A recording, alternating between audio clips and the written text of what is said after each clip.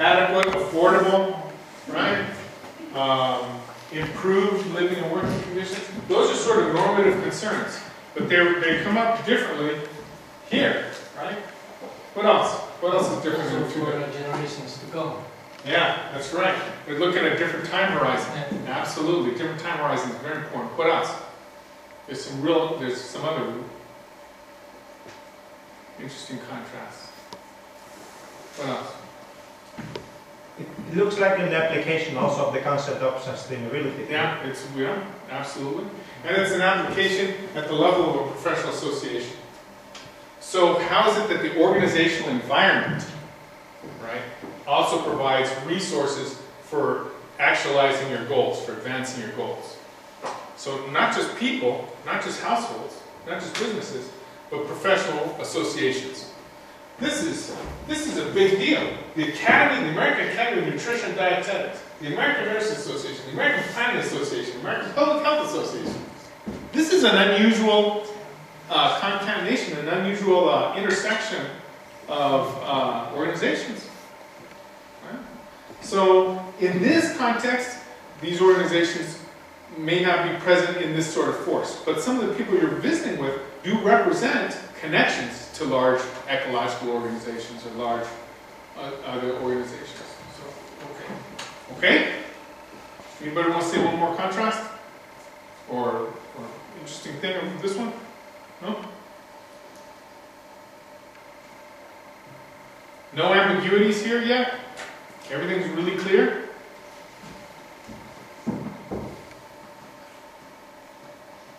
Maybe it's focused more to public health.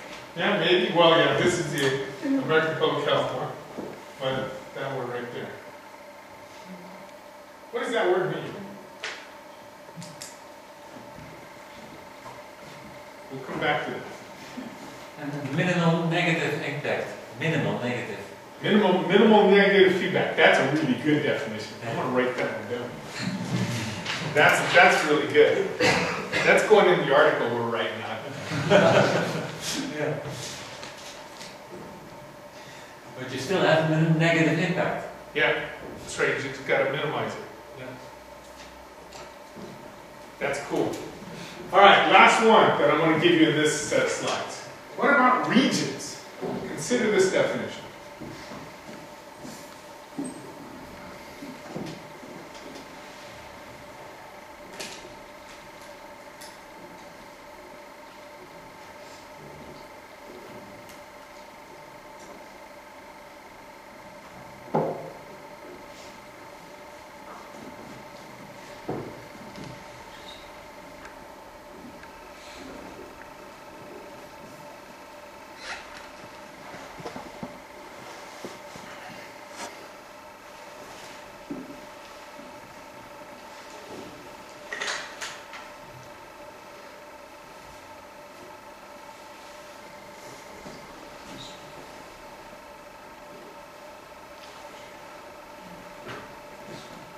What means resilience? Resilience means resistance to change. yeah, that's a good way. Well, actually, not so much resistance. Resistance to negative change. Resistance to change that degrades whatever values you want to hold as values. It's the force of a region. So other thoughts on this definition? What's the difference between local and regional then? Right? There's more about the quantity and less quality. More quantity, more food, not about health, but just a lot of food. Yeah, a lot of food. Produce. Absolutely. Let's get some food on the table. Let's do it regionally. Right? What else is different in these? But they don't mention anything about trade. It's produced for the people, not producing. That's right. In fact, they're minimum importation. Well, what the heck does that mean? That's going to mean minimum export. And that means less money. Doesn't it? Right? I mean, this is what we got to think about a little bit. If we're going to privilege something, if we're going to hold something up, what are we going to give up to hold this thing up? There's trade-offs oftentimes. Not always. I love my wife and I love my kid. No trade-off. I love them. I love my wife. I love my Lamborghini. Very different. Very different, right? First, I don't have a Lamborghini. Do you see what I'm saying? Some things, there are trade-offs you have to make. There's substitution effects that you have to account for. Okay. Anybody else have one more comment on this? Yeah. Go ahead. How about the difference between self-reliance and self-sufficiency? Because I cannot see it very clearly. Okay, yeah. The self-sufficiency is the idea that we don't need anybody else. And self-reliance is that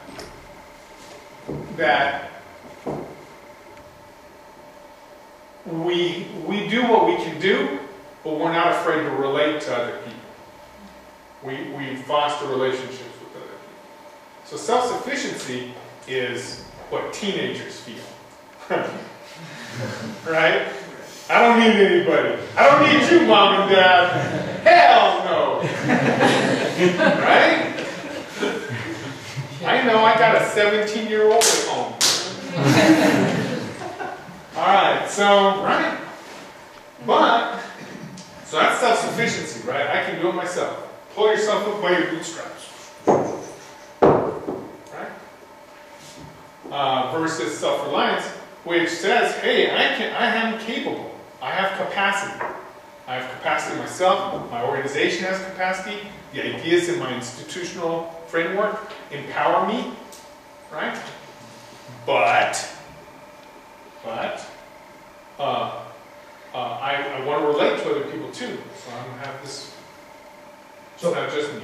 So it is more an attitude than the system itself. Yeah, I think so. I think so. And you know what? I wouldn't defend any of these definitions to my death. You know, none of these definitions, but that's kind of the problem, right? In another set of slides, the other set of slides, I have a definition. What about this definition? It's Morales and one of my students in an article about planning for community regional food systems. And we do not provide a definition. Instead, we exemplify lots of different ways to advance food systems. So sometimes the best definition is pointing to people and saying, that's how to do it. That's what it is. And because things are very complex. I'm not saying anything negative about any of these. It's just that things are very complex. Okay. So, let's see here. What's the next one? So, what have we learned so far? Let's think about it. Let's just, we're going to do a little work together, and then we'll take a little break. Okay? So let's consider this. One of the big things we have is normative versus descriptive sorts of definitions, where you try and describe or you try and define something with just strict attention to what it is. You know, from a particular perspective, of course, but just what it is. You know, what's a shirt? Well, you know, if I was wearing an orange shirt, we would have a normative description of it, right? That's ugly, right? But, so there's a difference between the normative and the descriptive. And so we saw some elements of those definitions there, you know, pretty much have an agenda, right? And other elements of them that are trying to just tell you what's going on.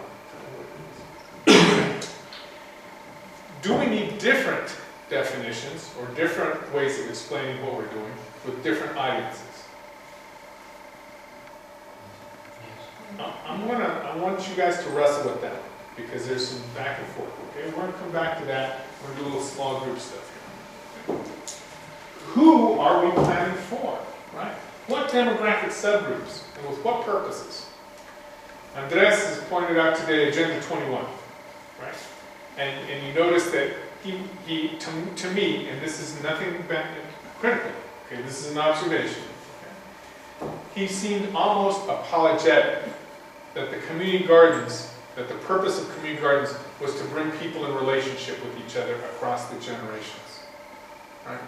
It's not to produce food, not to make money.